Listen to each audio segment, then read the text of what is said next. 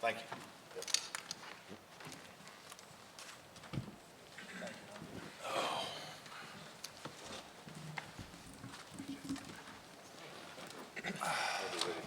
Okay, yep. Congratulations to Virginia. They played really well tonight. And, you know, they obviously were clearly better than we were. We thought at times we were a little step slow. And some of it is stylistically playing them. They're probably the hardest team in the league to play against in terms of what it takes, consistency of effort and discipline. You know, their offensive movement is very good and taxing on you. And if you're just a little fatigued and wear down a little bit, you're going to get burned. And I thought that happened to us some. I thought we got a little frustrated by some missed shots. I did think we had some decent shots for a while. Beginning the second half, I thought we had some good ones. But, you know, I thought that probably took the air out of our sails a little bit. But they were just better, a little bit quicker to the ball, and they played much better than we did tonight. Questions? Raise your hand. Let us get the handheld mic. First one, back of the room. Coach Brownell, a lot of teams don't think you guys deserve to be in the NCAA tournament. What would your argument to the committee be with a 23-10 record? Yeah, you know, 4 or 5, I don't know where Virginia Tech is. They're 74, they're 75, they're 76. So if they're 76, we have 4 quad 1 wins. If they're 75 or 4, we have 5. And I think what's impressive about it is 4 of them are away from home. And I think that's significant. I think you have to prove that you can beat good teams. And if you do it away, some teams do it at home. If you do it away from home, and if you do it, you know, consistency versus the amount of games you get to play. Unfortunately, our league didn't have quite as many, and some of the non-conference games tournaments and things we tried to schedule, the teams didn't play quite as well. But the games we got to play, we were 500 or better in those quad 1 games. So we clearly, and there's teams that they have in the tournament ahead of us, some in our league that we've beaten, some multiple times, others at their place, like, and in other leagues we've beaten teams. So I think just, you know, for those reasons, if you're truly looking for the 68 best teams, we're one of the 68 best teams. Finishing 3rd in this league too, by the way. Other questions? Back left. We also have questions on Zoom. If you have a question on Zoom, please use the raise hand. Brad, just how hard is it to guard some of their ball screen action, and how did you feel like you guys did with it? Not very well. I mean, it's all hard. It's, you know, they run their sides motion where they're, you know, coming off flares, pin downs, then into ball screens. It's just constant movement, and there's a wearing effect. And you get a little bit behind, and it's on any kind of cut, and there's going to be a crease. And whether it's a shot off the cut or a drive off the cut, a lot of times it's a drive off the cut that puts you behind, and now you're kind of in some rotations. And we got put in some rotations in the first half, and we had trouble blocking out bigger players, and so they hurt us on the glass.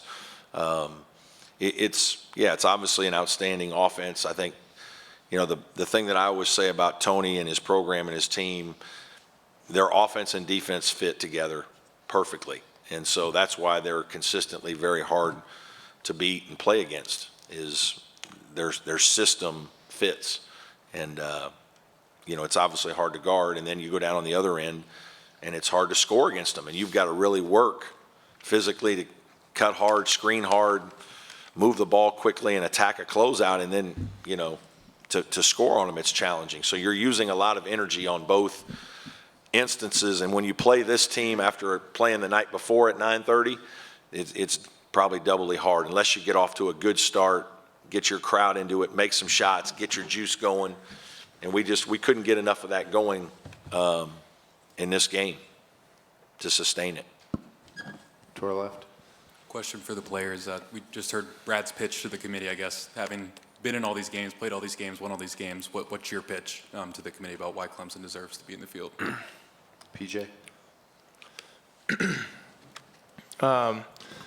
over the, was it 23-10, 33 games, you look at our complete body of work, I think there's plenty of wins home and away that show we can play with anyone in the country when we play our best. Obviously tonight wasn't a great showcase of that. I've taken a lot of responsibility for that. The first 5 out there, we didn't quite bring the heat we needed to, but if you look at some of the games we played this year, how we played on the road, how we played with our backs on the ropes late in games and finished, there's not a doubt in my mind that we're one of the best teams in the country and belong in the tournament. I say that wholeheartedly, and I mean, there's nothing more to it. Hunter? Yeah, man, I agree with PJ.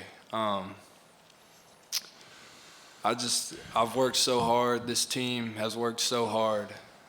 And I can honestly say I feel like we've left it all out there. I'm not looking for sympathy. I'm just looking for recognition of what I believe we've earned. Like Coach said, if you really want the best 68 teams, we're one of them. And we'll have our fingers crossed on Sunday, but I truly believe we should get in. I believe our body of work has earned us a spot in the tournament. Obviously, I understand we have some tough losses, but at the end of the day, we should be in the tournament. To our right.